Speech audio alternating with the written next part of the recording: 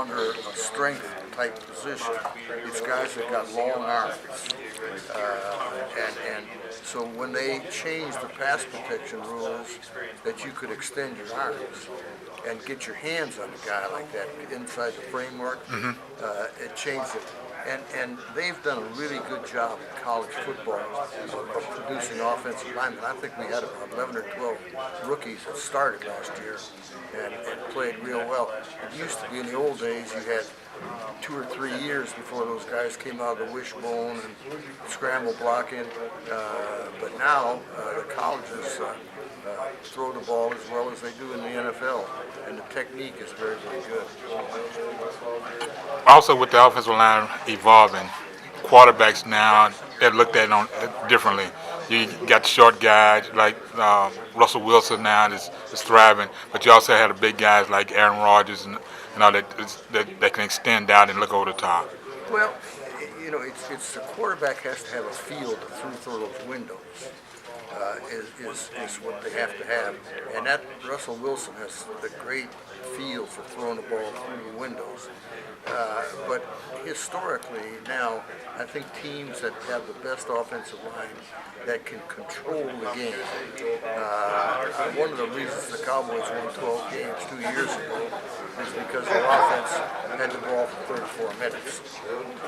Last year, San Francisco's offense had the ball for 26 minutes. That's why they finished where they finished. But offensive line is now, the guys are unbelievably big, 36-inch arms. They're big people playing, and they're really nimble guys. I mean, they're athletes that are playing. You know, the linebacker, the left tackle at New Orleans from Arkansas Pine Bluff. Great example of a guy from a small school that came in and started. He's as good a left tackle as there in the league right now. This conference is pretty much, you know, it's a perception that it's wide open offense, spread, quarterback stepping back 3, maybe 5, and just slinging it. But the teams that are winning on a consistent basis still goes back to the old proverb: put the ball on the ground, put the guy, and then move forward and push. Well, you know, if you can put the ball on the ground and run the ball and control the clock, you got a much better chance of winning, I think. But the fan, right now, he wants sensational plays.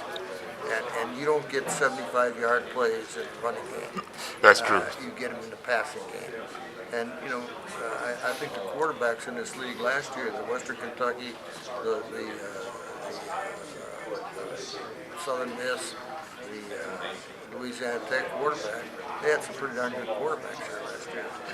And you know, when you get a guy like Doty, the guy hit about 70% of his passes, which is almost unbelievable. You know, the ConferenceUSA has some good players. They just don't have the multitude of players that other schools have. But, you know, last year they had a first-round pick. Last year they had a second-round pick. There's a couple major schools that didn't even have a player picked. And so here's a conference that had a first-round pick and a second-round pick. I think it tells you a lot about the conference. The quarterback that was at Old Dominion, Heineke, you know, he's at Minnesota, and they think he's going to be a real good quarterback. So hang around a while and you'll get some players. Well, I think that's all that I have, unless you can think of something that's changed, because the group of 5 is different from the Power 5.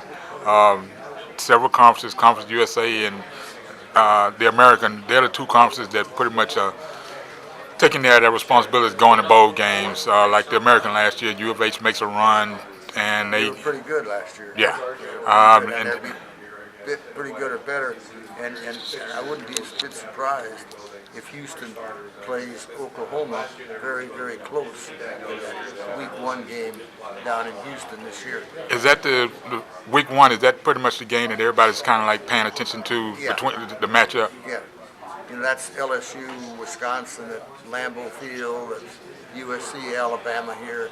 You know, it's not like the old days when Alabama played North Alabama the season, and Tennessee played Chattanooga, and that.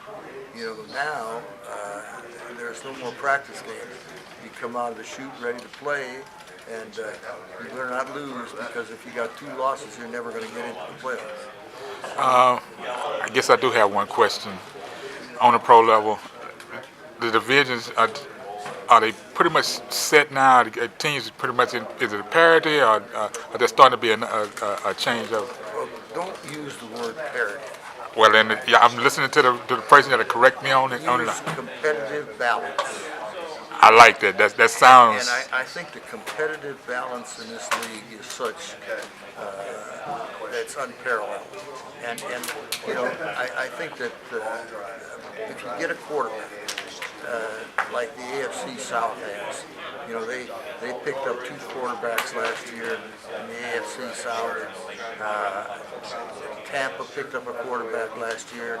We got young quarterbacks that are coming in and play, and they changed the whole thing. Quarterback play is unbelievably tough position, but we've got really good players, and I tell you what, it's just like if you talk about the AFC South right now. Last year Houston won with 9 wins.